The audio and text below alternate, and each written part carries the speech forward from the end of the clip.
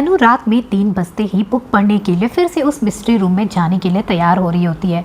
जैसे वो अपने कमरे से निकलती है, मीरा यहाँ पे रेडी होती है क्योंकि मीरा ने सारी बातें एक दिन पहले रात में जब वो गायत्री माँ से कर रही होती है तो सारी बातें सुन लेती है कि अनु यहाँ पे हर रोज़ रात में 3 बजे आकर किताब पढ़ेगी। और गायत्री माँ भी उसे इजाज़त दे देती है कि ठीक है, तुम अगर चाहती हो, मुझे भी ऐसा लगता है कि राजनंदिनी शायद ऐसा चाहती है कि तुम उसके बारे में जानो, तो गायत्री माँ उसे इजाज़त दे देती है कि ठीक है, तुम किताब पढ़ना। अब यहाँ पे अनु रात में जैसे ही किताब पढ़ने के लिए निकलती है मिस्ट्री रूम की तरफ, तभी मीरा उसका पीछा करने लगती है। अनु जैसे जाती है और जैसे दरवाज़ा खोलती है, चाबी उसमें ही वो लगा छोड़ देती है गलती से और अंदर चली जाती है। जैसे वो अंदर जाती है, मीरा चाबी जल्दी से निकाल लेती है और वहाँ से लॉक करके वहाँ से चली जाती है। अब अनु अंदर बैठी है आराम से, 3 बज रहे हैं और वो किताब को लेकर पढ़ना शुरू करती है।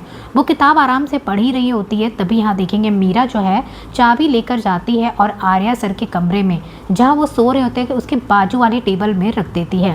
अब आर्या सर की नींद फिर से रात में 3 साढ़े 3 बजे के आसपास खुलती है। वो देखते हैं कि अनु तो कमरे में है नहीं और देखकर शॉक्ड हो जाते हैं। उन्हें लगता है कि अनु रोज़ रात में इस समय कहाँ चली जाती है, जब देखो वो कमरे में होती ही नहीं है। तो आर्या सर फिर से उठते हैं और अनु अनु बोलते हैं। उसके बाद वॉशरूम की तरफ जाते देखने के लिए, वहाँ पे भी नहीं दिखाई देती है। फिर आर्या सर कमरे से बाहर निकलते हैं, सोचते मैं अनु को जाकर फिर देख कर आता हूँ वो कहाँ गई।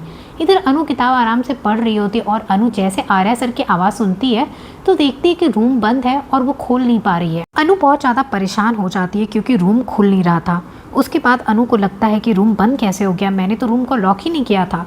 अब यहाँ पे जो चाबी वहाँ पे रखा होता है, आर्या सर उस चाबी को भी उठाकर पहले देखते हैं और उन्हें लगता है कि चाबी यहाँ पे ऊपर कैसे है, चाबी मैंने तो अंदर रखी थी। अब यहाँ पे आर्या सर अनु को ढूंढने के लिए निकल गए हैं। अनु यहाँ बहुत परेशान है तो आर्या सर अनु अनु बोल रहे हैं। अब ये देखना है कि अनु कैसे बचती है। क्या यहाँ पे कोई आकर, गायत्री माँ आकर टाइम से दरवाज़ा खोल देगी, अनु बाहर आ जाएगी, या क्या होगा? आर्या सर को आज पता चल जाएगा कि अनु इस रूम पे आ रही है किताब पढ़ने के लिए। अगर आर्या सर को पता चल जाएगा तो क्या आर्या सर अनु से गुस्सा होंगे? ये सब देखना अब काफ़ी ज़्यादा इंटरेस्टिंग होने वाला है, क्योंकि अनु अंदर लॉक है और बाहर निकलने के लिए उसे किसी की भी ज़रूरत है। अब दूसरी तरफ देखेंगे, पुष्पा जानना चाहती है कि आखिरकार मंदिर के बाहर वहाँ पे क्या रखा हुआ है इस पेपर में, मुझे देखना ही पड़ेगा। पुष्पा जब देखती है और उसमें जब आर्या सर की फ़ोटो देखती है राजनंदिनी के साथ, तो शॉक्ड हो जाती है। उसे यकीन नहीं आता है कि आर्या सर उन लोगों से इतना बड़ा झूठ बोले। आर्या सर तो एक राजीव भाटिया है, मतलब उस घर के बेटे नहीं है। दूसरा, आर्या सर की जो पहली पत्नी कोई और थी, मतलब अनु उसकी पहली पत्नी नहीं है, अनु दूसरी पत्नी है। ये सब बात पुष्पा को बिल्कुल अच्छी नहीं लगती है। उन्हें लगता है मुझे ये बात ना गायत्री जी से पूछना ही पड़ेगा कि मेरी बेटी के साथ इतना बड़ा धोखा क्यों किया। तो यहाँ पे वो बस गायत्री जी से पूछने के लिए ही गई होती है, पर मीरा अब इस बात का फ़ायदा उठाएगी और पूरा बदनाम कर देगी।